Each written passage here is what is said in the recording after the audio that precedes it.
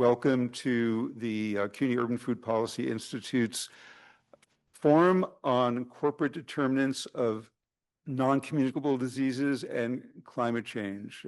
My name is Nevin Cohen. I'm the director of the Institute and an associate professor at the CUNY School of Public Health, and I'm really delighted that we're able to be in person this morning at the Graduate Center, and we want to thank the Environmental Justice Hub of the Graduate Center for helping us to make this space possible and to join us as well. On behalf of the Urban Food Policy Institute, I want to welcome you. Our institute is based at the CUNY School of Public Health, and we engage in research and public engagement and action to support healthy, just, and resilient urban food systems. Our goal in this forum is not just to describe how corporate actors influence NCDs and climate change, but to really begin to explore solutions that can reduce harmful business impacts. And this is going to be the beginning of what I hope is a longer discussion and maybe papers and other actions that we can engage in together to move the issues that we talk about forward. So I'm going to first turn to my colleague, Nick Freudenberg, who's a professor emeritus at the CUNY School of Public Health and founded the Institute a decade ago.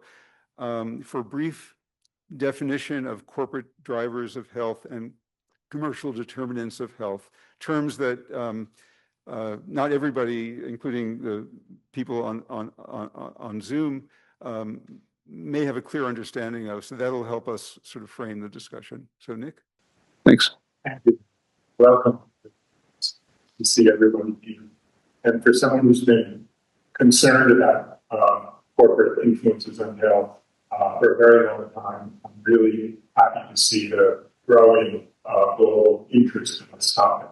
Just to be sure we were all understanding the same thing, I wanted to give you a couple definitions of commercial determinants of health. All of them are right, but they give you some idea of flavor. First is from the World Health Organization, and the commercial determinants of health refer to the ways in which commercial activities, such as the production, marketing, sales of goods and services, influence health outcomes. And the WHO makes clear that determinants can have both positive and negative impacts on health. And we have been discussing, those of us who work in this field, how to properly attribute both the negative impacts and positive impacts. The second definition comes from a Lancet series on commercial determinants of health, which came out in 23. I and many other people had the privilege of being part of writing that series. And their definition is the systems, practices, and pathways through which commercial actors, businesses, corporations, small businesses, banks, drive health and equity. That's the Lancet definition. And the third definition from more than 10 years ago, I like for its simplicity. It's the factors that influence health, which stem from profit motive. And so those three definitions give you a need. Okay. Great, thank you. So the last thing I wanted to say before introducing our opening speaker is to just say a few words about the relationship between commercial determinants of health and social determinants of health. Social determinants of health, has been a concept that's been around for 150 or 200 years, but most explicitly after a World Health Organization report in 2007, 2008 on the social determinants of health. And I think that set a model for broadening our understanding of health away from only biomedical and behavioral factors into the range of living conditions and work arrangements and political and economic structures. And I think the thinking in the field today is that commercial determinants of health are part of the package of social determinants of health. We discuss, what is the connection between these two? Is one more fundamental than the other? But I think they're not separate ideas, they're connected ideas, and that might come up in our discussion today. And I'm now very pleased to introduce our opening speaker, Etienne Krug, who is the Director for Health Determinants, Promotion, and Prevention at the World Health Organization in Geneva, Switzerland. And he leads a variety of global efforts. I've been honored to be part of a process of preparing a WHO report on the global determinants of health that Etienne is the lead for over the last 3 years. I think it's that we've been working on this, and we're just so appreciative that you could be here today. I turn it over to you. Thanks so much, Nick, and good morning, colleagues and friends. Big thanks to the CUNY Center and Nick and all of you for organizing this very important discussion. I'm saying it's a very important discussion because I truly believe that the commercial determinants of health is one of the most important public health topics of our time. It's not talked about enough, it's not addressed enough, but certainly it has such a huge impact on our health. And I'm sure in the future there will be many, many more meetings and discussions on it. So thanks so much for inviting me and setting up this discussion today. If we needed an illustration of the importance of this topic, we had the perfect one yesterday. Many of us were in the UN General Assembly because we had the fourth high-level meeting on non-communicable diseases taking place. And I don't know how many of you follow closely UN processes, but these are very important meetings where heads of state and ministers gather to discuss how to address an important public health topic, in this case, non-communicable diseases. And usually the outcome document, the political declaration as it's called, is negotiated months in advance because, of course, it's a complex topic with lots of interests. We saw this time a huge challenge during the negotiations of this document, and we ended up with a quite watered down document from what had initially been drafted. The initial draft was full of very strong, cost-effective public health interventions, and gradually as negotiations went on, these started disappearing from the document, showing very clearly that there were influences opposing some of these interventions. And then yesterday, well, normally the document would have been adopted at the end of the day. One government opposed and it was not adopted. But during the day, while there was very strong support from many countries, that's important to say as well, a few also made strong statements against some of the WHO best buys, against taxation of sugary drinks or alcohol, etc., showing again that there are forces opposing what we know are very cost-effective public health interventions. So we need to talk about it. We need to address it. And my message here is certainly that not all private sector is bad. At the contrary, I think we wouldn't be here if there was no private sector. And many companies are making efforts to produce healthier products, to have sensible employment policies, etc. However, there's still a very long way to go, as I just showed you. So we at WHO are very committed to continue and even escalate our work on this topic. We are putting the final touches to a big first ever WHO global report on commercial determinants of health. I'm very happy Juliet is in the room. She's been working on it for 3 years. Nick, as he said, has been advising us, and a number of others around the world are supporting this effort. I hope this report is going to be a very important tool when it comes out early next year to help catalyze a discussion and advance the efforts. In the meanwhile, again, thanks very much for coming. Thanks for the work you're doing. This is a week where multilateralism has been criticized. And it's therefore, I think, our duty just to redouble our efforts to collaborate even more together and show that together we are stronger. Thank you very much.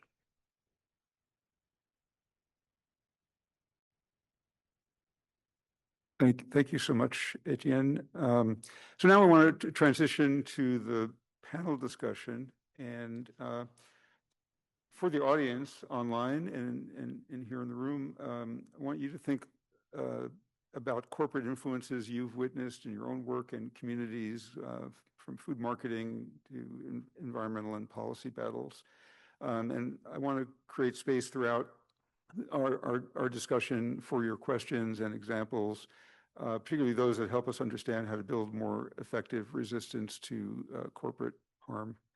So I want to first turn to Paula Jones, who is the co-founder and director of ACT Health Promotion, a Brazilian coalition of over 1,000 members created in 2003. ACT is also one of the leading organizations of the Brazilian Alliance for Health and Adequate Food. And I want to mention that the bios for everyone, detailed bios, are on Zoom, online, and on these pieces of paper that you can gather in the room.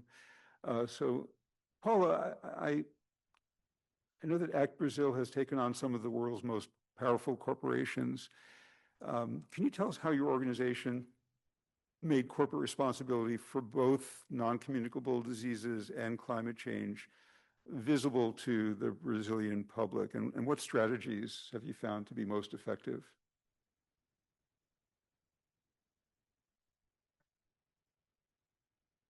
Thank you for the invitation. And that's one of my favorite discussion topics, to be honest.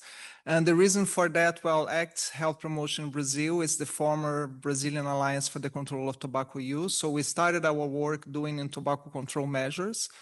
And we rapidly identified that our major obstacle to advancing with public policies, as recommended, not only recommended, according to the legally binding WHO Framework Convention on Tobacco Control, were the obstacles created by the tobacco industry. So it would be impossible to advance on the agenda without tackling the tobacco industry tactics and strategies.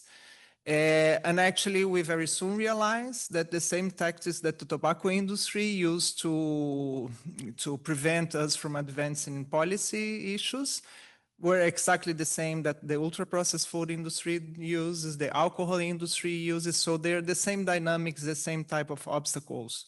So actually, other organizations from other fields start asking us, like, how did you do that? And how did you manage to pass this policy with just this really strong and fierce opposition?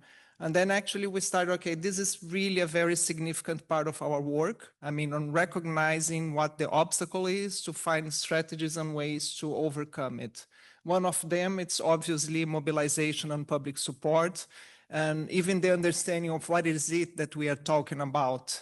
And what are the structural drivers? What makes it be the way it is? And actually, I think we have managed to get really good public support for the measures we are talking about. And I mean, the rest, it's a lot of like really direct advocacy with policymakers, with legislation, a lot of work with the media coverage for an understanding what is it that you are talking about. And of course, there is always this thing about, oh, are you anti-capitalist? Well, this is not so much part, I mean, this is not the major discussion. The major discussion is very concrete. You have a sector that profits from those products. There is a direct conflict. There is an unreconcilable conflict of interest between the interests of the tobacco industry and the public health goals. And the same is true for ultra-processed foods, right? And the same is true for alcohol. And I mean, the list could go on. Let's think about fossil fuels, because you'll have the link also with climate change issues. So I think that's something that we managed to have the discussions in the public health sphere in terms of like really working out how to overcome that. And that's very different from the climate environment, which like the industry present, it's all over the place. And it's not because in tobacco we started by saying we don't want the industry. we started organizing ourselves, recognizing the role of the industry first because of the tobacco treaty negotiation process, because delegations started realizing that the industry was there trying to water down as much as they could. So delegations start to organize and say, oh no, come on, you need to be outside of the room so that we can have meaningful discussions about that. So it's the other way around. It's not like that you start from the onset spot in the industry, you're the bad guys. It's just like you really recognize what role they're playing. You should not be part of those discussions because of this conflict of interest. And I think I completely agree. I think this is one of the major important issues today, when we talk about non-communicable diseases. There is no way we can advance with with the risk factors policies, strong and effective policies, having the industry in the room. And I think the political declaration, I don't know how many people here have seen it. I see some people that were there, but perhaps not everybody is familiar with the text. It's clearly very watered down. We know that health taxes are one of the most effective policies, and it just became from one like clear recommendation to a watered down, consider taxing tobacco and alcohol and sugar beverages out of the tax. So this is really horrible. And the same thing that we see at the global level, we see at the national level. So it's the same, like it's the industry fingertips all over the place. And as an advocacy organization in Brazil, we try to connect what's happening at the global level with the national level and getting public support, and obviously like the legislators or the policymakers support for that. And I think I'll stop here with that now. Just to follow up on that, are there specific tactics that you've used in campaigns to counter the corporate pushback against? Yes, I think tobacco is a wonderful example. And I think we have been using it. So we did have like at one side, we did have campaigns like comparing a can of Coke with a cigarette pack, using like the same warning labels that you have to cigarette packs, not suggesting that should be the policy around that. But that was a way that people could really recognize in one image, in 10 seconds, what is it that we are talking about, and to make those connections. And that has been very helpful for us. And obviously, in addition to that, I think there is an element of it, which is like building broader coalitions. So we are discussing a fiscal reform in Brazil, which we are calling it a fiscal reform that needs to be healthy, sustainable, and social just. So we are we're part of the creation of a broader coalition to have the discussions on the tax reform. That's not only about the health aspects of it, but also about these other aspects that are important for other organizations, and that makes our political force like better place.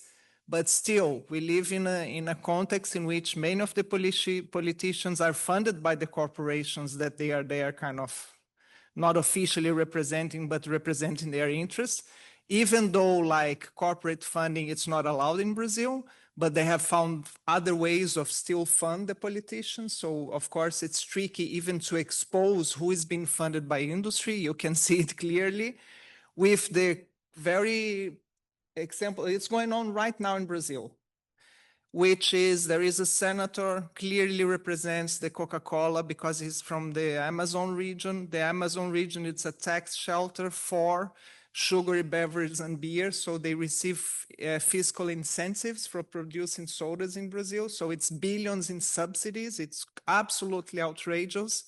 So that senator, he took off the part of sugary beverages from the excise tax framework. And the next day, he was inaugurating a new factory of Coca-Cola in the Amazon region that gets all these benefits. So that's very easy to see. I mean, the clear connection. So that happens all the time. And one of the tactics is obviously to expose that, because we know in parallel, we do measure public support for the measures we are talking about. So that's obviously when you expose that, it helps us to talk with other politicians and try other ones like to do amendments about it. So, but we are in the middle of a new fight around that because he's doing that again, the senator. And it's not a coincidence that it's at the same time that it is out of the global political declaration, because they use it there in Brazil. The same way as we as advocates use the global commitments to push for better policy in Brazil, the industry does the same. And I think we could have a discussion on that, how they are learning from what happened to tobacco to prevent it from happening to them, some of the other industries. Great, thank you. Thank you. And we'd like to come back to you. And also for people on Zoom in the audience and in the room, Paula shared some powerful examples from Brazil's front lines. You might want to think about similar corporate influences playing out in your own countries and communities. And if you have questions about examples of corporate practices in your community that are affecting both health and climate, think about questions that could help us understand how to perhaps adapt Brazil's strategies to different contexts. I think that's important. And I think later I want to come back to the question of Brazil's relationship to other countries, and your organizations work with advocates in other countries. I want to turn to Jessica Fanzo, though, now. Jessica is the professor of climate and director of the Food for Humanity initiative at Columbia's Climate School. Welcome. And you study the global food system's impacts on both health and climate. What do you see as the most powerful ways that the food industry drives both disease and climate change? And what are some critical blind spots that policymakers are still overlooking? Great. Well, thank you for having me. I think this is on, yeah. So, I mean, maybe just to start, the private sector, the business sector that works in food is very vast and diverse. I work a lot in low-income countries where small and medium-scale enterprises are feeding a lot of, let's say, rural Africa. But I think what dominates is these multinational or transnational food companies, and their reach is broad across every region and every corner of the world. And I think that's what we think of when we think of the burden on NCDs and climate change. So the global food industry, both food and beverage companies, even starting at the ag, seed chemical companies, the whole range of actors across food systems really shape the kinds of foods we eat through product design, aggressive marketing. They have massive control over supply chains. We know that ultra-processed foods and sugar-sweetened beverages are significant contributors to a range of health outcomes. These foods are really cheap to make. The ingredients are poor quality, easy to capture from industry.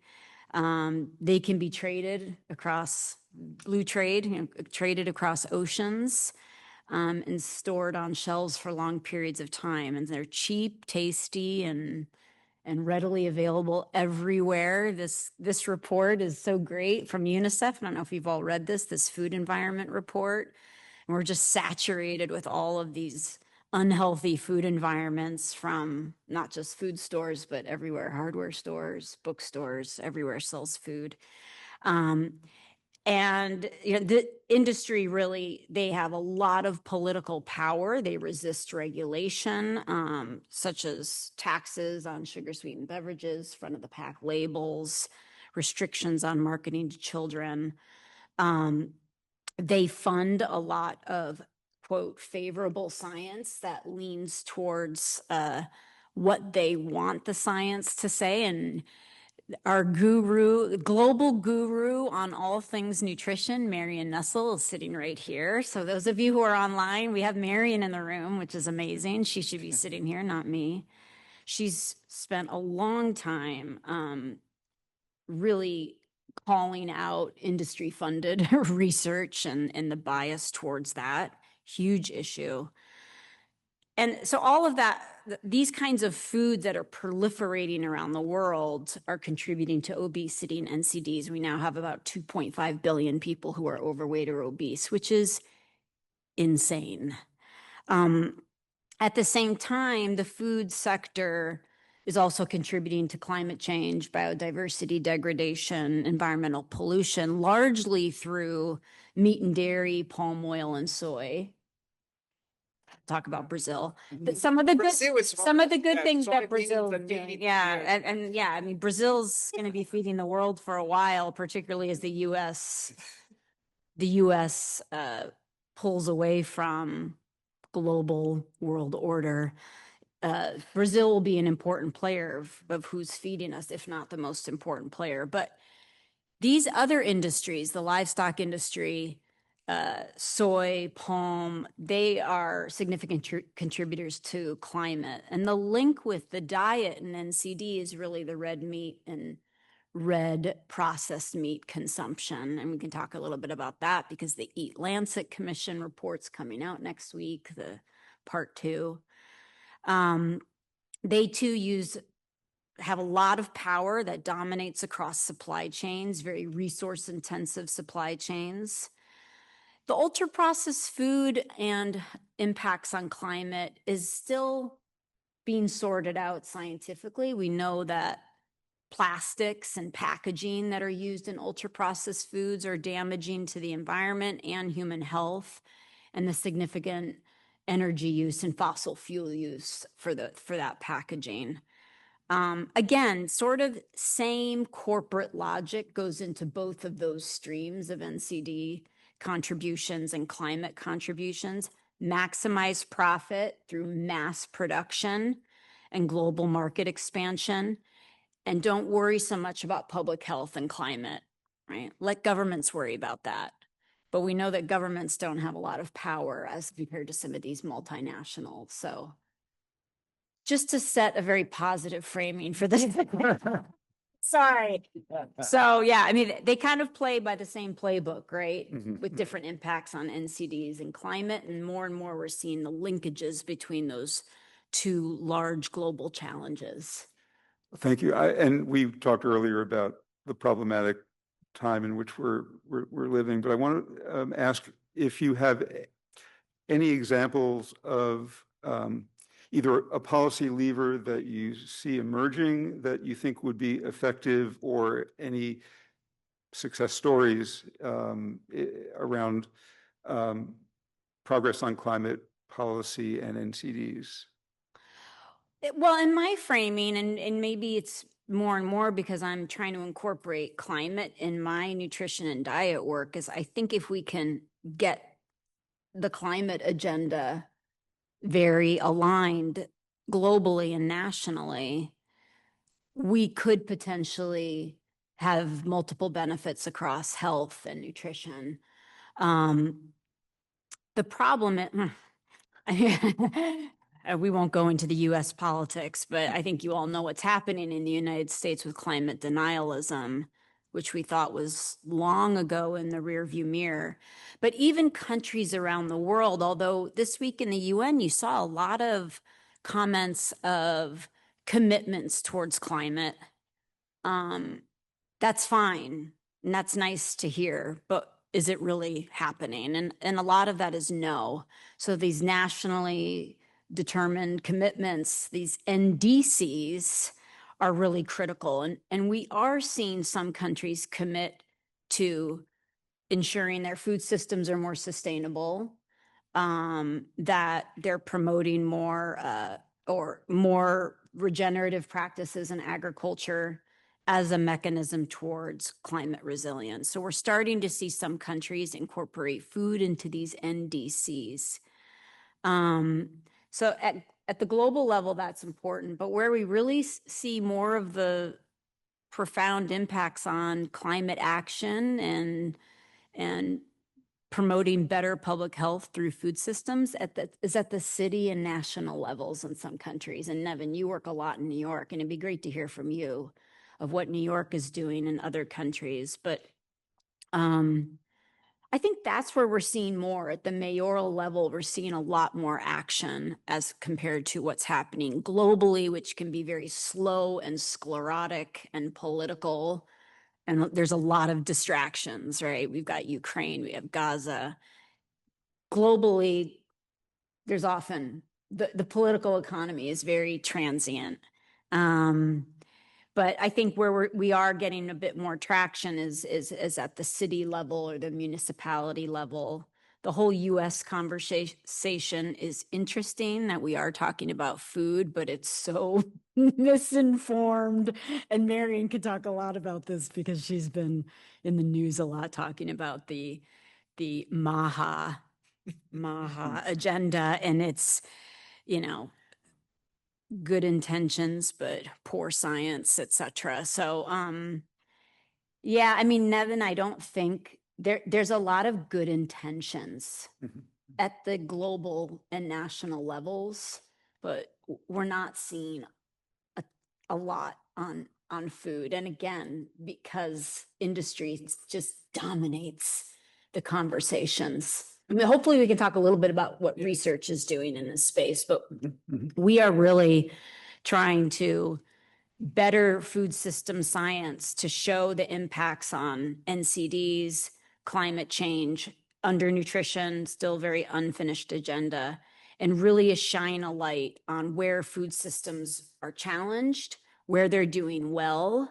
so governments can better navigate where they need to act across this very complex system known as the food system. Thank you. Thank you.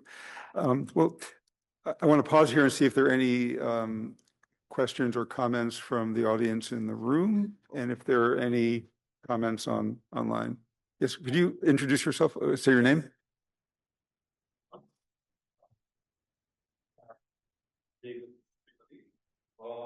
Just two quick comments, questions.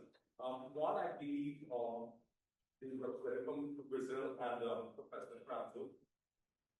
I was a bit concerned with it, maybe not corporate, but more geopolitical, whereby with the changing, with the changing scenario in terms of tariffs and the shift, things like soybean going more to Brazil production, I was worried about whether it will accelerate the deforestation of the Amazon and ultimately contribute to global warming. So that kind of dynamic, if there is anything probably can be done to try to mitigate land degradation in Brazil as a result of that. And the second one is probably a little more personal. I live in the Caribbean and I grow a lot of the food that I consume. What I've noticed over the years, I'm trained in science, what I've noticed is that produce wholesome, good quality foods are not producing, the yields are diminishing. And I'm wondering whether with climate change, there is a correlation between the productivity of these things. What that means, I believe, is that people are going to have to shift away from locally grown healthy foods and then get into the highly processed, cheaper foods, so that could then correlate to rising amounts of NCDs and so on. So those are the two comments that I wanted to make. Okay, I hope I was clear. Thank you. Thank you. Very, any comments on trade, controversy on trade and its impacts, and also on this question that industry has raised about feeding the world? And well, I'll try to be brief because I mean I think there are lots of layers to that, and I think that's a very important point. I mean, Brazil, it has all contradictions because at the same time that we are really trying to have policies to support family farmers, there's really like political intentions in doing that and trying to structure other ways of like other alternative food systems, right? Not the mainstream one. We heavily subsidize soybean production. We heavily subsidize meat production. In the tax reform discussions, meat is now zero tax as well. It's part of the food basket, which is very problematic. So we have like these structural issues, and we have a Congress that's really represented by the people that represent the interests of those major like agribusiness, right? So our national congress, it's really hard. Even if the executive power wants to do something different, it will be stopped at the national congress because they are really taken over by the corporate power of like the soybean production. So you have like this vicious circle of like getting more, they get lots of subsidies.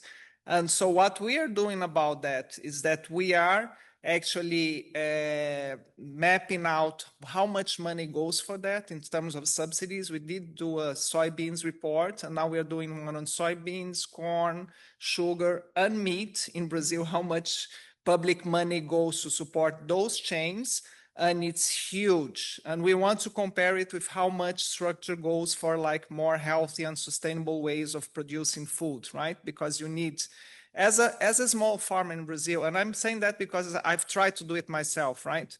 It's really hard to survive, to be honest, because it's not only about the production, it's not about productivity, it's about the logistics of distribution. There are many other issues before the food gets from the producer to the consumer.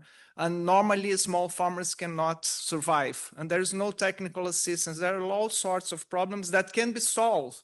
I mean, on the other side, the good news is the only reason soybeans is a big success as a commodity for export in Brazil, among others, it's because there has been heavy investment for it to become an export commodity. So for me, that sends the message that I try to be optimistic, is that tell me that if we do it differently, we can change the course and we can do it differently, right? But then we need to build political will for that to happen. So it's so a really big part of the work, it's like how to expose how the system it's built, because we have been having massive propaganda for over 10 years in the major mainstream TV channel, which is the most Brazilians watch, about like Brazil is so heavily dependent on agribusiness for export. If you don't have this agribusiness for export, we'll be like, and which is a kind of a big lie, right? Because we could be self-sustaining in terms of like healthy food produced. We have over 4 million small farmers. I mean, that's big also in terms of, it could be like the solution could be go that way, but then we need to tackle like the commercial drivers, the more structural drivers, or else will be like this change won't really be have people enough to make it change. So, but there is a lot of good people doing lots of work in terms of like mitigate land degradation, but the other force is still like too strong. So we need more of that to be able for a small farmer to survive in the first place.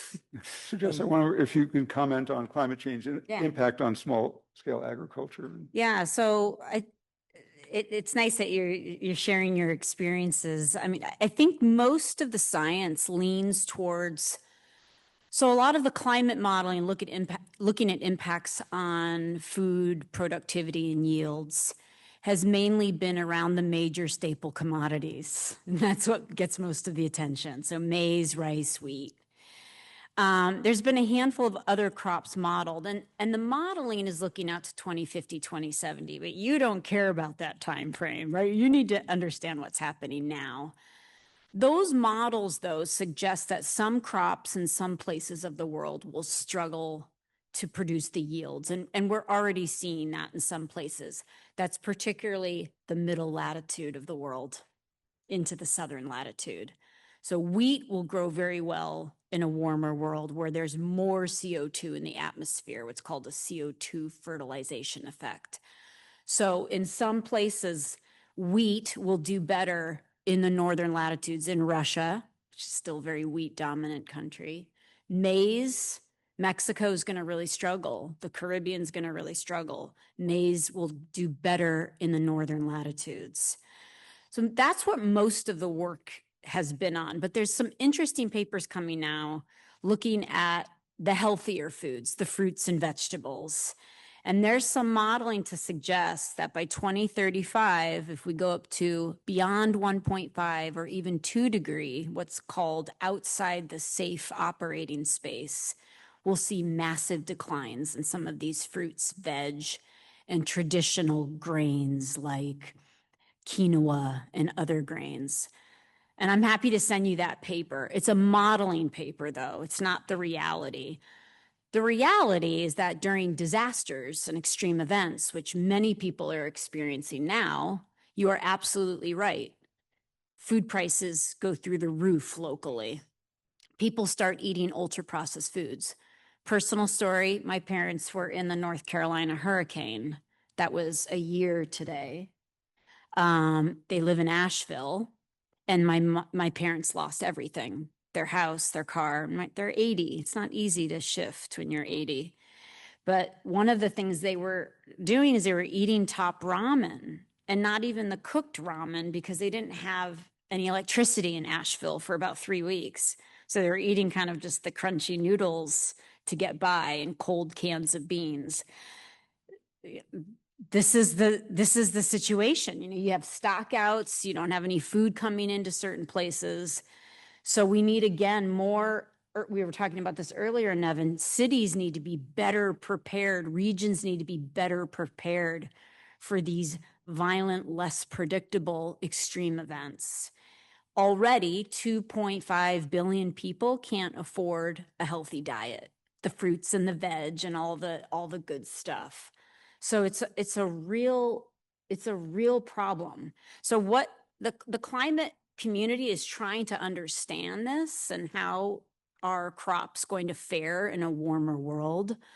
But the time scale is too long that they're looking at. It's out to 2050 and 2070, but we have such urgent problems at the moment. So the modeling needs to get much better, what they call sub-seasonal forecasting or seasonal forecasting, to better predict that. And you know, just one thing on the Amazon, which is so critical for climate. If we lose the Amazon, that is a huge tipping point. On Cerrado, I don't know what the name Yeah, of that. yeah. Nobody talks about Yeah, and the that. Cerrado and other big forestscapes like the Congo Basin. But Lula, the president of Brazil, he's always Brazil's always the first one to speak at the UN General Assembly. I don't know why that is, but they always are, right? And Lula announced $1 billion Forest Forever initiative. Did you hear about this? Yes. It'd be interesting to know what that is and if soy and livestock are on the table for ensuring that they're more sustainable. It'd be interesting to learn more about what that $1 billion investment's going to be from Brazil, but that will be huge if it's working towards protecting the Amazon. Yeah. Thank you. Thank you.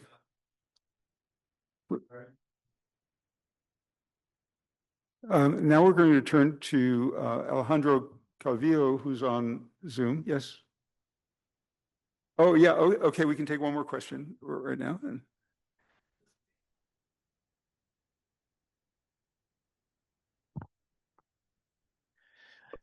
Good morning, everyone. So we have one question from the Zoom live audience. I'll just read it. It's for all panelists. This is from Humphrey Ukija from Corporate Accountability and Public Participation Africa in Nigeria. So the question is, what are 2 most critical concrete policy mechanisms, such as binding treaties, regulatory frameworks, or accountability tools, that the Global North, with its corporate headquarters and financial power, and the Global South, with its communities on the front lines of health and climate harm, can jointly champion to form a tight, enforceable coalition that effectively constrains the common corporate drivers of global warming and non-communicable diseases? Thank you. Provocative question. So what is the? I think there are a few tools, a few mechanisms there that are under discussion, but I think the challenge nowadays is how to get a global mechanism, like really that it's strong with the current geopolitics, when you cannot get anything legally binding, because you have like the business and human rights, and you have the treaty about human rights violations by corporations. You have the UN tax convention that you need tax collaboration in order to deal with this more structural drivers about where the money, what the money is funding, where the money is going. But the thing is, I don't think we can really negotiate anything strong currently, so we'll need to find alternatives. There is a plastic treaty under negotiation, and it's been really hard because of like commercial determinants. So I think the commercial determinants are everywhere. So I think we really need to talk more about it, and it's very important. And we need to organize locally, and I mean, support the multilateral system. I mean, it's the best thing we have, but it's really under threat. We saw it yesterday, right? Well, the mechanism with idea, there are plenty of ideas, but if we don't put limits in profits, if we don't deal with the most structural drivers, I think it will be very hard to move forward in a meaningful way. But that's why we are here, right? We need to organize towards that. Any comments, Jess, or we can? Yeah. Okay. Great. Well, we'll come back to that critical question. I want to introduce Alejandro Calvillo, who is the director of El Poder del Consumidor in Mexico, former director of Greenpeace Mexico, and El Poder del Consumidor, EPC, has been a social leader in advancing a soda tax in Mexico, front warning label on foods and drinks, and other regulations on foods and drinks inside schools. So without further ado, Alejandro, I have a question for you. Your organization has confronted corporate practices that harm both public health and the planet. How do you connect these fights, and how do you ensure that the campaigns really are addressing both issues? Do you have any strategies for the audience? Yeah, it's not easy because we think everything is related with information, no, and it's a great challenge to give information to the public opinion when you have this control of the corporation of all the media or most of the media. We began to work 20 years ago trying to change the food children environment, promoting regulation of marketing, no, aiming to children, and promoting also the regulation of food and beverage inside schools.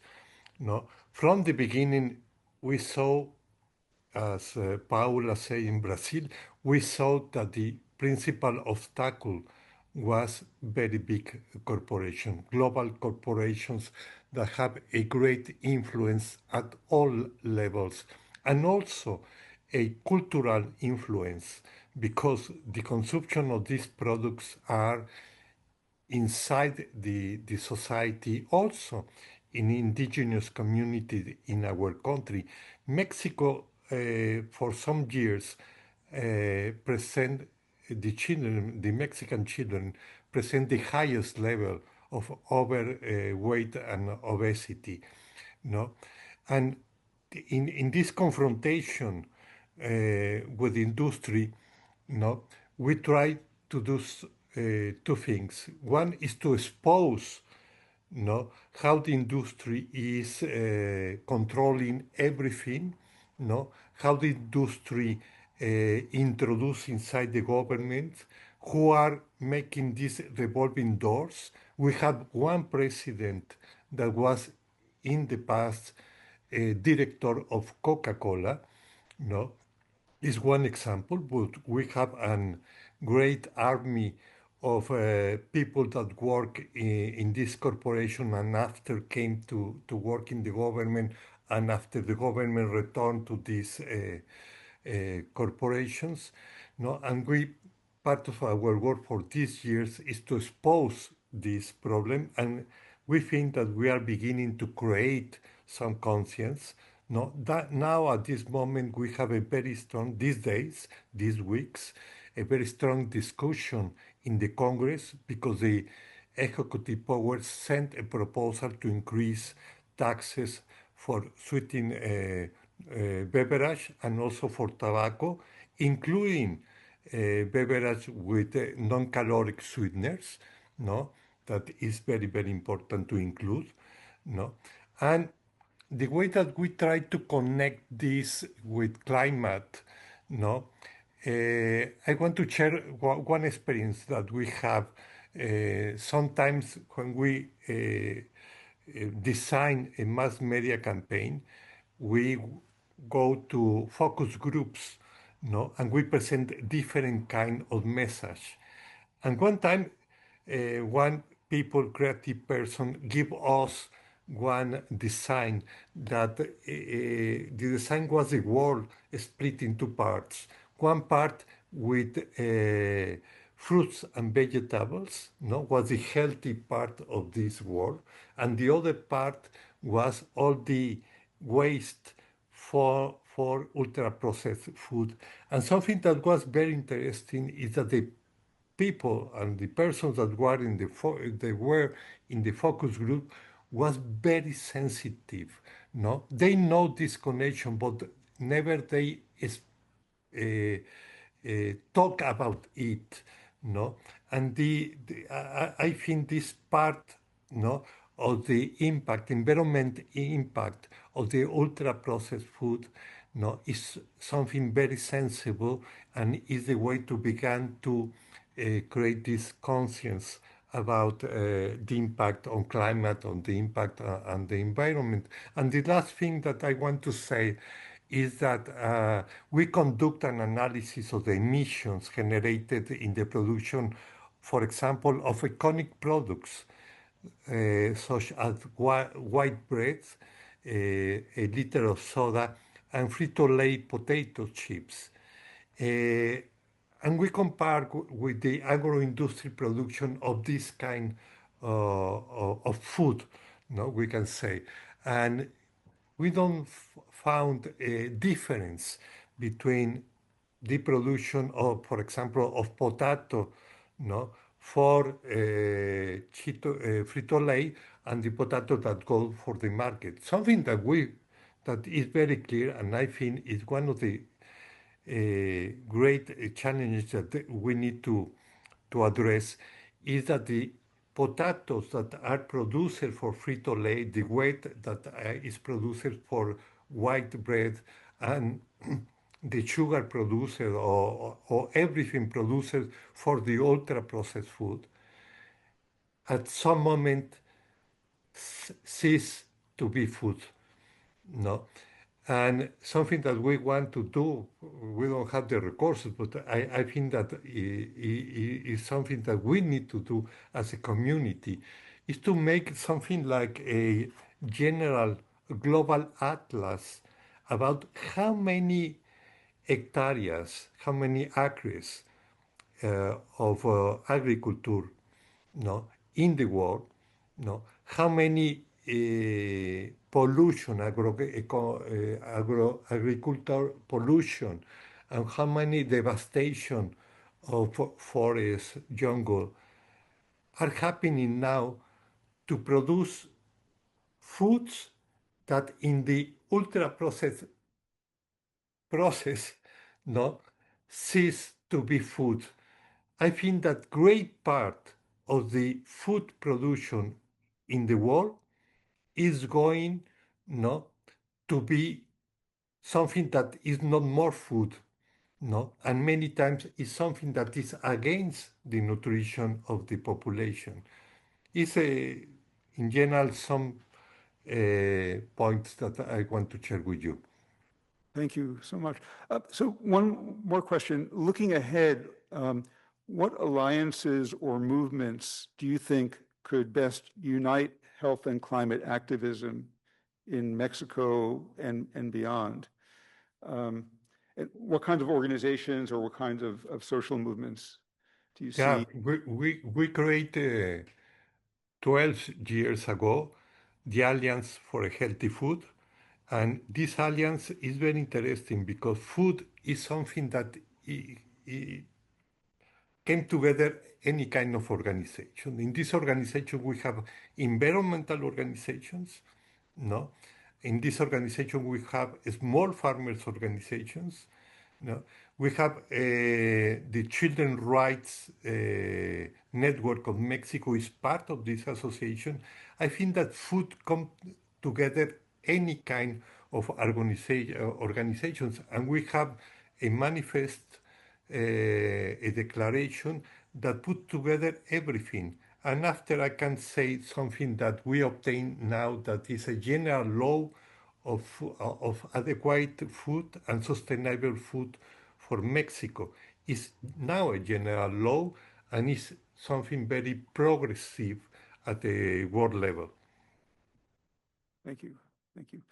Do we have a question from Thomas Forster, or let's turn to my colleague Nick Freudenberg, who, as I mentioned earlier, is Professor Emeritus of Public Health at the CUNY School of Public Health and is a senior fellow at our institute. Nick, you've studied social movements and have written about them that have successfully exposed and limited corporate harm. What strategies have been most effective historically, and how could those be adapted for today's crises of NCDs and climate change? Thank you, Nevin. And I wanted to say something before getting to that question. And I think a premise that I use to be less depressed when I see the headlines of the day are to take a longer perspective, to not look at the last 6 months or the last 5 years, but perhaps to look at the post-World War II period or the last 150 years. And I think if we look in that time frame and we look at the particular task of limiting the harmful impact of corporations, the clear answer, and I speak both as an activist and a public health researcher, the clear answer is social movements. That it has been social movements that have been most effective in limiting the harmful responses of corporations over the last 150 years, over the last 50 years. And when we take that longer perspective, I think we can see much more. And I wanted to give a few examples that I think speak to your question. The first is the labor movement, perhaps the most powerful movement in this country and in many other parts of the world. And I think if we look at the improvements in living condition and health over the last 150 years or the last 50 years, they've been in particular attributable to the labor movement. And I think what distinguishes the labor movement is connecting their political activity to the day-to-day experiences of the people they're mobilizing, their working conditions, their living conditions, the regulation of the harmful exposures, the health and safety conditions at work. And, you know, to look to a recent example, the Fight for 15 campaign here in New York City to raise the wages of low-wage workers, including fast food workers and other low-wage workers. And what started in Brooklyn, right here in New York City, as a campaign of bringing together workers from several fast food chains. Interesting that they looked not to a single company, but to the sector and organized workers. And it seemed like a very idealistic campaign. The minimum wage at that time was $7 an hour, the federal minimum wage, and they asked for 15. And yet, over a period of few years, they won, you know, first in New York City and New York State, and then in, I think, something like 30 states around the country.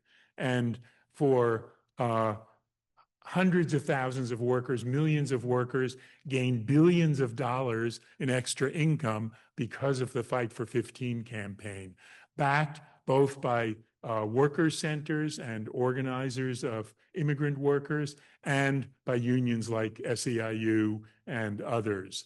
And I think that bringing together grassroots organizing and national organizations that had the capacity and the resources to organize was very successful. I think we can also look to the climate movement as another example.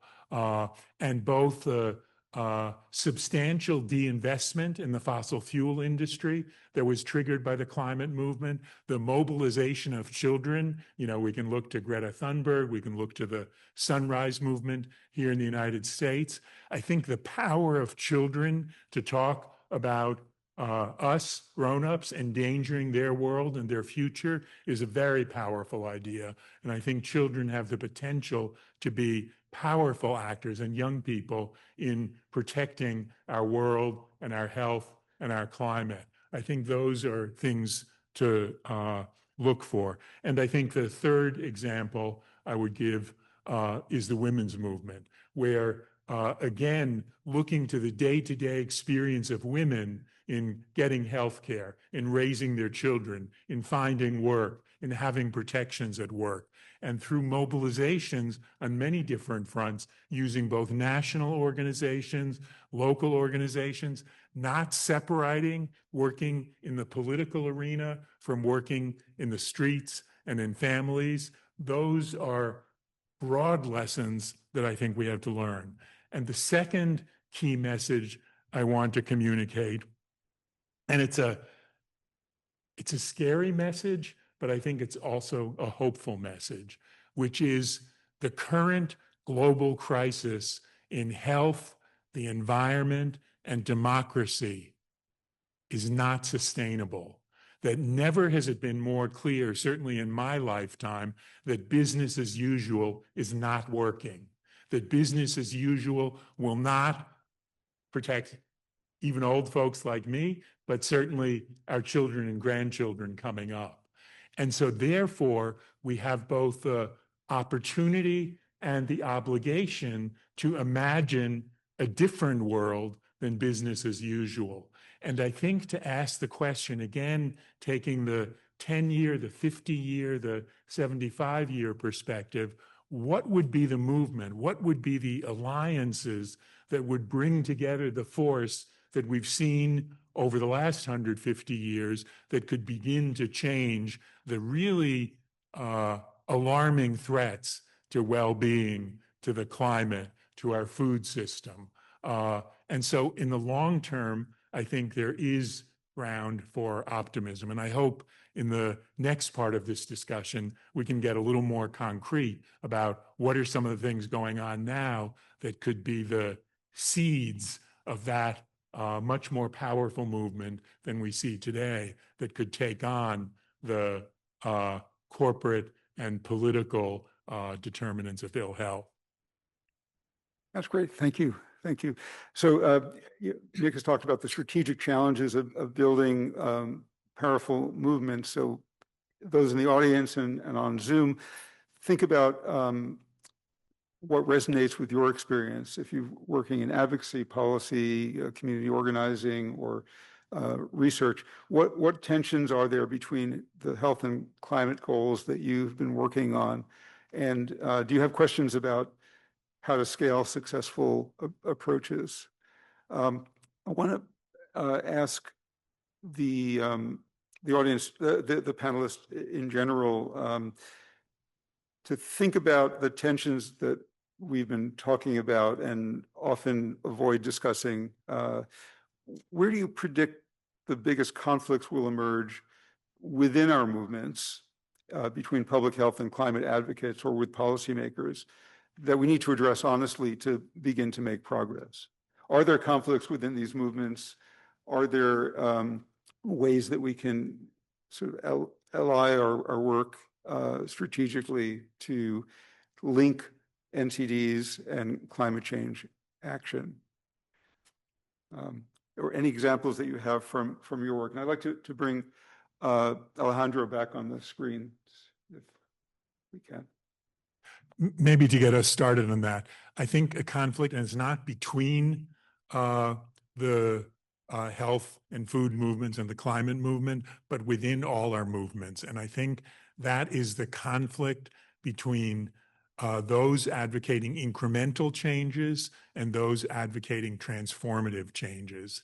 And I think so many of our movements are caught up in debating those two options and fighting each other about which approach to take, rather than, as I see it, we need to do both. It has to be both and.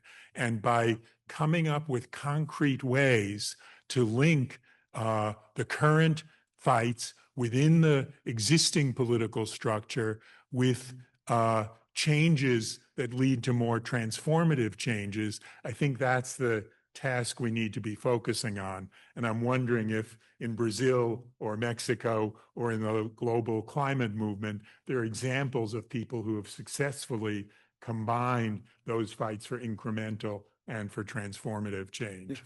Yes. Yeah, and thanks for framing those three movements. You really got me thinking about why don't we have a food movement? And we somewhat did. I mean, the long 60s counterculture movement tried to tackle food through forming communes and co-ops and back to the land. But and I guess maybe related to that, I think one issue, and I'm not a person who works on social movements or collective action, but yes, I sometimes find that some movements are very short-lived, whereas some are very long-lasting. You know, again, back to the counterculture movement of the U.S., that protesting against the Vietnam War lasted a decade, right? It was sustained change of young people fighting against a war they didn't believe in. I work a lot in a place called Timor-Leste, which is at the very end of Indonesia. It's an independent and very young country. And they were colonized by the Portuguese. And then the day the Portuguese left, Indonesia invaded them and occupied them very ruthlessly. And they formed there was basically a revolutionary front that went into hiding, but formed this resistance movement. And that lasted for 25 years until they got their independence. And those leaders ended up getting a Nobel Prize. But so to me, the kind of big tension is how do you sustain these movements and really consistently go after them? Because to me, when they're very short-lived, it doesn't really put a lot of political pressure on leadership. I mean, I think right now in the US, the current US administration doesn't really care too much about protesting. If not, they shut it down or create complete fear. So how do you really get that sustained progress without fear of losing everything, which is what we're seeing now? There's not a lot of political outcry like there has been in the past. So how do you sustain it and do it without risking everything? And I think that's kind of what I see, at least in some of these spaces where it's getting quite contentious. Well, Paula, do you, and Andrea, I'd like to get your responses. I agree that I think we need everything, right? And I think different movements play different roles. And I think, well, Brazil is a good example. Like I see my colleagues from the National Health Council. I think it's a good example of having really like sound mechanism for social participation that are so important for the sustainability of those movements, that you have a structure there that, for example, the National Health Council, even with the Bolsonaro government, he couldn't extinguish that one, and he did extinguish all the other councils that were not established by law. So that was a big difference there, and which made a possibility for it to kind of survive even in a really hardship context, which helps like different social movements organizing, because the National Health Council have dozens of movements within it. So that's one important thing, that you need to establish some mechanisms. And I think we need structural, we need incremental, we need local. I think we need all of them together here now, because the challenges are huge. And I think that for me, when I think about the tensions, I think it's normal to have tensions within movements. I think it's healthy that you have within a coalition some members that are really only throwing stones and will never want to sit around the table to talk, but some other members of the same coalition, I mean, with the same vision, will sit and negotiate with some of the actors. And I think it's part of that, and that's important. But for me, the real tension, it's more like, it's more structural in the sense of this, like we are completely losing like regulatory power over corporations. And I would think, if I think about like a more of a global movement of the movement, how can we have been talking about corporate power since, Nick knows better than me, but since the 70s very strongly, right?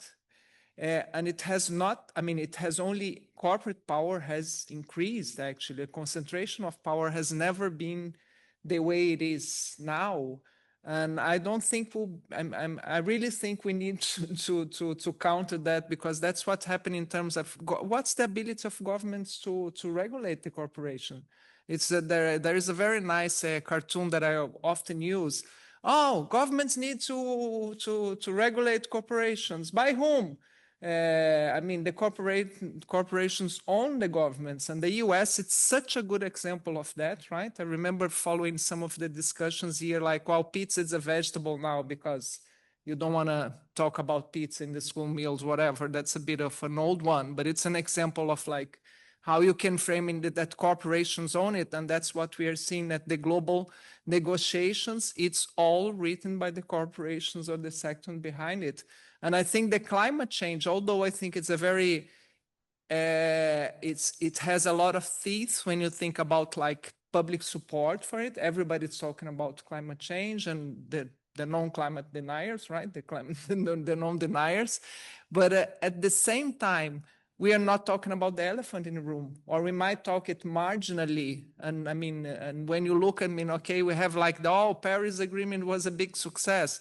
From my public health perspective, I think success for whom? I mean, are we really getting close to any of the targets? And we keep talking, I mean, trying to get a more or less incremental agreement, but I mean, the real issue, which is like most of the discussions there are kind of like captured by corporations. We are not talking as much as about it as perhaps we did before. So I don't know, I'm biased because, as I told before, this is one of my favorite discussion topics, because that's the one we face in our everyday life as a social movement within the National Health Council, outside, everywhere we go. The problem we face is like corporate power not, I mean, doing everything they can to avoid any meaningful regulation. So come on, to regulate sodas in schools, it should be a no deal that you have to spend energy in that. To ban trans fats, I find it one of the most outrageous part of it. The industry invented it, put it inside all the foods, and now we are all happily partnering, volunteer with them and WHO and everyone. Oh, you're so nice because you're taking trans fat out. They should be paying for the damage caused by trans fat. And we know the figures for that. We have the figures for that. So I think we're having, for me, the tensions are having the wrong direct conversations in that. Well, and being here at the high level meeting, gosh, all we talk about is like, wow, public-private partnerships, we're going to go nowhere without the private sector leadership. And that, wow, that makes me really like public-private partnership. I love my like very radical sentence. Best public-private partnership, in my opinion, it's taxation. I'm going to turn to Alejandro and say, in your experience in Mexico, how do you sustain social movements and how do you grow them around these two issues of NCDs and climate? Yeah. Excuse me, I will try to respond the the last question because I was thinking a lot, because it is the question that go to the root of the problem, and and and something that I think is that we need to try to go to some I know the word in English is Achilles heel, no? Is this is a problem of power? Who has the power in this world? No, who runs the society? And I think that one of the questions that are very deep in this process is the stock markets. No, the stock markets define the logic how the great corporations no works. They are trying to increase the value in the stock markets each 3 months. And for this, they need to sell more, they need to obtain more revenues, and it's the logic of the corporations. And this is crazy, and this is fighting against the society and the planet. No? And I think that this is one of the things that we need to deal with it. No? This create a nature of the activity of the big corporations. And this explains how the corporations that produce addictive products, no, are the more successful, no? The tobacco, the alcohol, and these products, no? The ultra-processed food are addictive, no? The soda, sweetened beverage are addictive, no? And they are trying, and all the media also, no? These great platforms are, are addictive, no? The algorithms are designed to be addictive, no? And I think that everything has a relation to the stock market and to increase the value.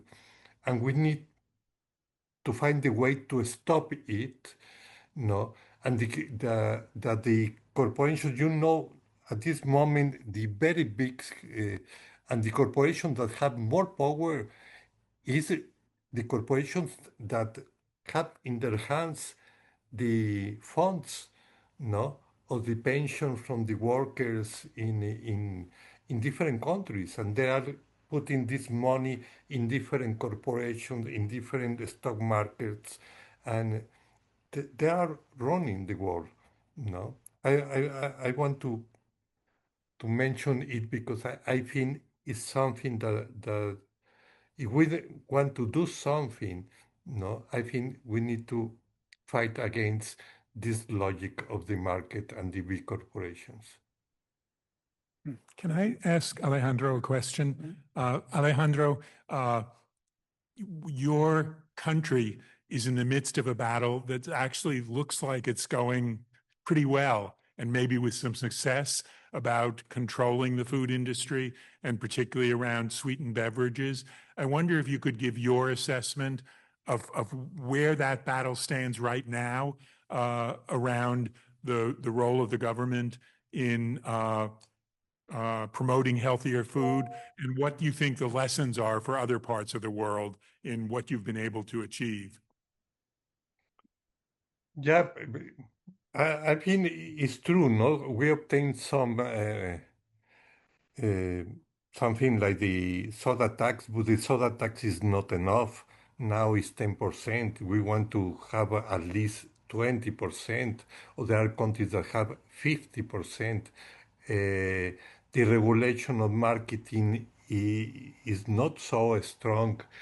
All the time, no, the corporations find the way to give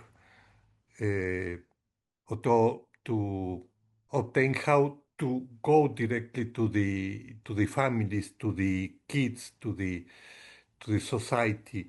No, something that I think is to expose this corporation, to expose and expose the people and the persons that are in the government, that are deputies, that are senators, and put a finger in these people, because the only way to move politicians is to create something that they can see that if they not move, they lose their political career, and also the industry, no, that if the industry didn't see that they will not have more business if they not change, they will not do anything. And I think that it's a war, no, and it's a war of very different battles, but the battles needs to be very in a great confrontation is the only way. And we know that this creates a lot of pressure against the organization, against the persons, because they fight against us without giving the face, no? And all the time we give the face, no? And it's something that we are living at this moment, no? We are trying to increase the soda tax at this moment, the tobacco tax, no? And the industry not respond. They respond to the association, industry associations. But for example, Coca-Cola not said anything, but appear an association of little stores, no, and that say that hundreds of thousands of stores will close if the tax will be approved. And we have an analysis and we are saying, the family that have a store have the double of diabetes than the general population in Mexico. And with more years with the store, these little stores, no, they develop more diabetes. And we have the analysis of it. And this is the battle, no? Thanks. I want to thank you very much. I ask a question because we are at the end of a large UN convening. What role do you think organizations like the UN and WHO can play in this battle? And what role is there for civil society and activist groups, both within those multinational organizations and against them? If I can jump, I can say something very, very fast. We need the only way is to promote something like a framework convention on tobacco, no, in the different areas. A dream is to have it on commercial determinants of health, but at least about food. We need a framework convention to avoid conflict of interest in the design of the policies and the evaluation of the policies. Sorry, a few words about the Framework Convention for people who might be less familiar with it. And I think it's Paula, you talked about it a little before. I think it is a model for going forward. And there are a few things I think about it that are strong and we ought to be thinking about. One is it includes both governments, but also civil society organizations. And the Framework Alliance, which was the group of civil society organizations from around the world, was able to put pressure on governments and on the industry to make it much better than a treaty that was only endorsed by governments. I think that is a model for us to think about. How can we create alliances that bring together the civil society groups and the ministries of health and the WHO and UN organizations? I think the other principle of the Framework Convention was that the tobacco industry was excluded from policy deliberations. There were places they could talk. They were they had rights to participate in democracy, but not to make the decisions about the regulations that would affect them. That was a conflict of interest. I think that's a really important principle. And the mechanisms of the Framework Convention worked for 10 or 20 years ago. We need to develop new mechanisms, for the second part of the 21st century that take account of the growing power of corporations. There's another word that was used a bunch in the fight around tobacco, and that is denormalization. It's a word I like a lot. And the effort of tobacco control activists was to denormalize the activities of the tobacco industry through communications campaigns, through organizing. It's not okay to sell children a product that's going to make them die early. That's not okay. That's not normal. A civilized society doesn't do that. And we need to be thinking about ways to denormalize all the industry practices we've talked about and we've seen, so that people who care about their children's health, every parent, people who care about their community's health, every resident can say, no, that's not okay with us. It's not okay that you're selling products that are going to give us a chronic disease, that are going to make us die early, that are going to mean that we can't breathe. And to think together about how we can do that together, not separately for each industry, but for the corporate enterprise as a whole, I think is really important. Sorry to. No, it's great. You're making me think of, having worked in 2 UN agencies, I worked at the Food and Agriculture Organization and World Food Program, which delivers food assistance to those living in conflict and are highly food insecure. I mean, and they're very different. WFP is a program, FAO is a UN body. It's kind of interesting because, I mean, to me, when I was at FAO was critically important in translating science into guidance for countries and the kind of guidance that countries ask for. Countries have specific needs and they ask a UN body to provide that. And we have something called the Committee on Food Security. It meets every October. All governments come together, member states, and they talk about food. And you have the civil society mechanism and indigenous peoples, but you also have the private sector mechanism, along with all the governments and other multilateral organizations. And they debate and deliberate on some of these issues. Where I feel food is a bit different, and and it would be interesting to hear more from Nick and you both on how do we rectify this in the food space. There's so many lessons to be learned from tobacco, but it's so different because you're not regulating one product. You're not right. You're you have to red meat. And as Marianne knows very well, there's a lot of scientific debate among scientists about ultra-processed foods. Should we even be calling them ultra-processed foods? That's a politicalized term. Should we be calling them highly processed foods?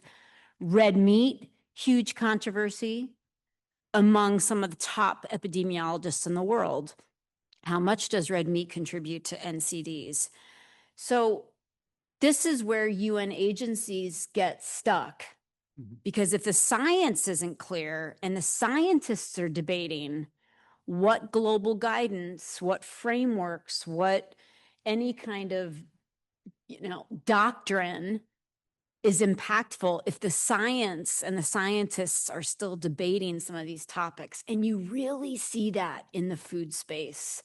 And it's not just a couple of scientists. It's a lot of scientists, top scientists that still debate the definitions, the impact on health, the impact on climate. We all like to disagree. And that leaves the UN a little bit, again, to use the term sclerotic.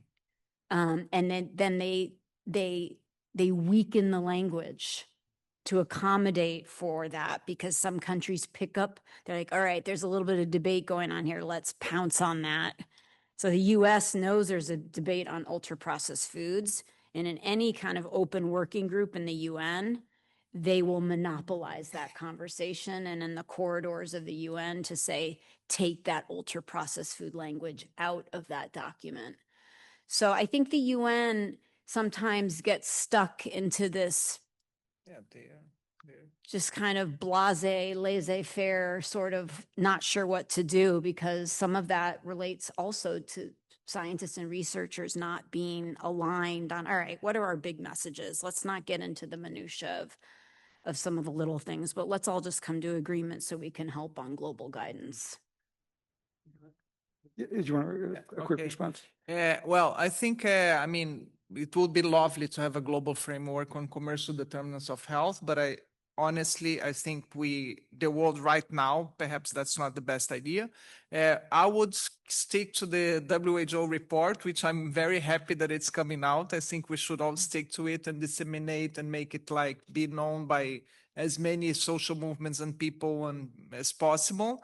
Of course, civil society has a role to put pressure on whatever and everything, on climate crisis and everything. And I think it's like, it's interesting you raise the issue of ultra-processed foods, because I think it's a completely diversion and distraction of what it really means. If it's the definition, highly, ultra, whatsoever, the name, it's not the important part of the concept. The concept, it's a completely different way to look at like what the changes are happening in food systems around the world. I think that's what the novelty that the concept brings, and I think it does it in a very successful way. The Brazilian food guideline, the Brazilian food guidelines for the Brazilian population, it's very simple. You don't need to have complex definition of ultra processed, if it's little or less, if it's a good ultra processed or bad ultra processed. It's so clear. It's so crystal clear. Avoid all this highly industrialized, full of additives, blah, blah, blah, and eat real food. I mean, it's a very simple message, and it tells us a lot about what happened in food systems in terms like the major difference. I mean, let's put some figures to it. 20% of the Brazilians' diet is based on ultra-processed foods and 80% on real food. The US is about 60% on ultra-processed foods and 40% on real foods. And that's what we are talking about when you talk about ultra-processed foods. It's not, I mean, all the other discussions for me, it's a really big diversionism of the real issue, which is the change on how food is being produced from the from the field to the consumer's table, and what's happening in the entire system that makes that non-foods, things that were being like extracted from like commodities for export, are just turned into something salty, savory, and that you cannot stop eating, right? Instead of like having it more accessible. So I think it's interesting because I think there is a huge difference between a very, very healthy scientific discussion of some of the details of that, which I completely agree that they're important, versus how this is being utilized by the ultra-processed food industry, and they know who they are, we know who they are, to say that, well, there is no scientific consensus around that. This is not a valid concept. So I think there is a huge difference there, and we should be aware of that, not to get swallowed by those distractions. The climate tool. So I think it's kind of how not to get distracted about the more systemic issues that we are talking about, the structural issues that we really need to do some collective work to do. And I'm very happy with the WHO report. I'm very happy that it will come out. I don't know when. Do you know when? February. Wonderful. And I think we really need to, I think that's an important tool that we need to use it widely now. And I'm saying that right now, a new framework convention maybe, but we need an alcohol framework convention. We need a ultra-processed food framework convention. We need so many of them. So I agree with Nick that we should get a better framework that could deal with the structural issues, that it's valid to all of them, and update the tobacco model. I think there are some updates to be done there as well. If I can just say a word about this report that we've heard about. So the WHO will be releasing sometime, perhaps February, a report on the global status of commercial determinants of health. Juliet here has been a lead author on it. Paul and I have been advisors on it, other people as well. And I just encourage us to all look out for it, and it will provide an opportunity in both academic and activist and other circles to again focus on what we know and don't know. And it's a comprehensive, strong, powerful story about how commercial actors influence our health. And so look out for it, and let's find ways to make it a topic of discussion in all the forums we have, our classrooms, journals, public demonstrations, and so on. Thank you, Nick. And we've gone over time, which I think is attests to the importance and complexity of these conversations. I want to thank the panelists, Nick, Jess, Paula, and Alejandro online. And thank you for coming in person. It was really great to see people interacting, and thanks to the people on Zoom who participated. There were a few questions that we haven't gotten to, but maybe we can, those of us who can stay for a few minutes can talk informally. But let's give the panelists a round of applause.